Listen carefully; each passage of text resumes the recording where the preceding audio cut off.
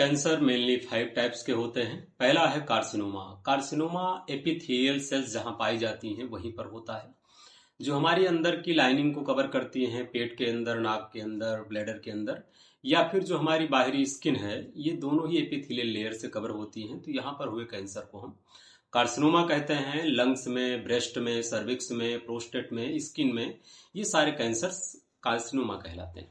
फिर दूसरे टाइप का कैंसर आता है जिसे हम सार्कोमा कहते हैं। हमारे बोन में, हमारी जो फैटी लेयर्स हैं, पेट में जो फैट जमा है उस लेयर्स में जब कैंसर होता है, कार्टिलेज में, मसल्स में, इनमें होने वाले कैंसर को हम नाम देते हैं सार्कोमा।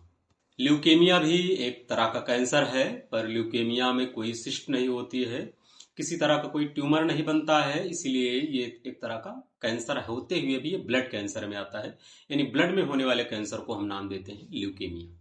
फिर चौथे तरीके का कैंसर है लिम्फोमा। लिम्फोमा नाम से ही स्पष्ट हो रहा है, ये लिम्फ नोड्स में होता है या फिर हमारे स्प्लीन में होता है। फिर पांचवा तरह का कैंसर है माइलोमा। माइलोमा प्लाज्मा सेल का कैंसर है।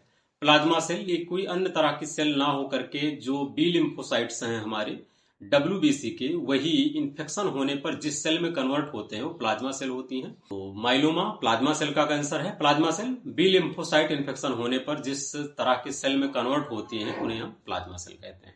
यह कैंसर होता है बोन मैरो में, और जब बोन मैरो प्लाज्मा सेल से ही भर जाती है तो वहां पर बाकी सेल्स, प्लेटलेट, WBC, RBC, इनके प्रोडक्शन के लिए जगह नहीं बचती है और फिर दूसरी समस्याएं खड़ी हो जाती है।